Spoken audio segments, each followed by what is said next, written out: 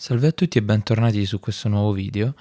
Quest'oggi volevo farvi ascoltare delle demo che ho registrato con questi due microfoni, come avete letto dal titolo, il 58, famosissimo, utilizzabile su infinite applicazioni, e l'MB2K, un ipercardioide sempre dinamico dell'Audio-Tecnica, che secondo me è molto valido e soprattutto offre un altissimo rapporto qualità-prezzo.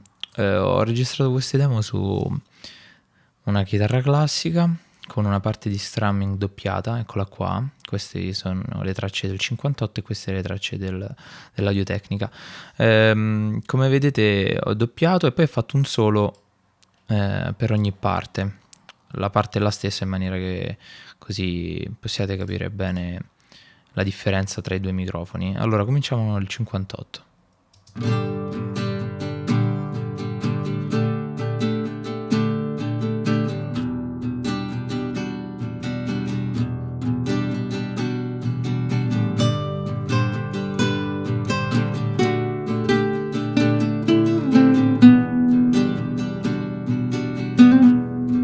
Passiamo all'Audio Tecnica.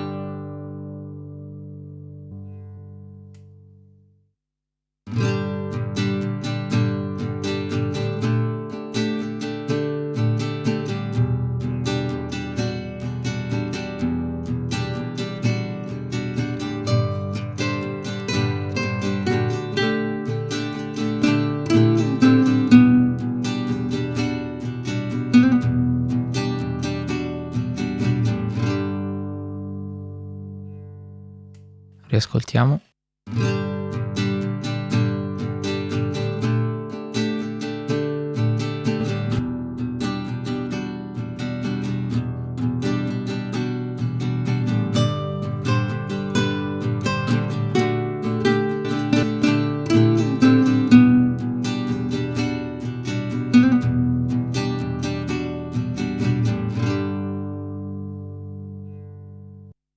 Ecco qua ragazzi, questi erano gli esempi che vi ho portato. Ci tengo a dirvi che i microfoni sono stati posizionati alla stessa identica maniera sulle chitarre, la stessa identica inclinazione, come vedete dalle foto, quindi la ripresa è abbastanza fedele.